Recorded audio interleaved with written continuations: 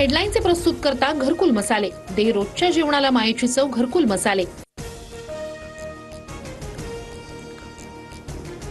नीलम गोऱ्हे यांनी केलेल्या वक्तव्यामुळे शिंदेंच्या शिवसेनेमध्ये नाराजीचा सूर, पक्ष डॅमेज झाल्याची चर्चा। गोऱ्हे लवकरच एकनाथ शिंदेंची भेट घेणार, सूत्रांची माहिती।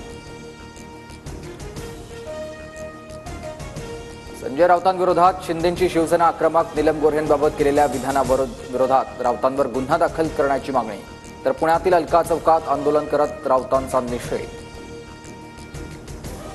नीलम गोऱ्हे 2 दिवसात पत्रकार परिषद घेणार, गोऱ्हेंनी मातोश्रीवर केलेल्या आरोपांनंतर टीकेची झोड।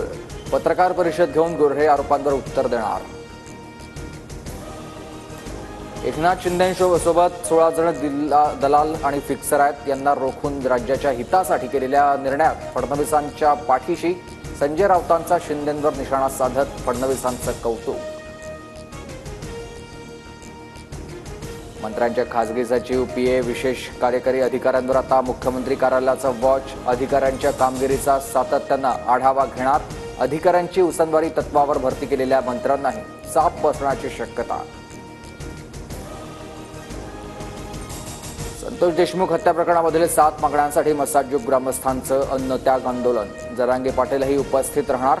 मागण्यांची दखल न घेतल्यास 2 दिवसानंतर पाणी देखील बंद करण्याचा इशारा। जीवे मारण्याची धमकी आल्याचा इतिहास अभ्यासक इंद्रजित सावंतांचा आरोप। प्रशांत कोरटकर नावाच्या व्यक्तीकडून जीवे मारण्याची धमकी दिल्याचा दावा।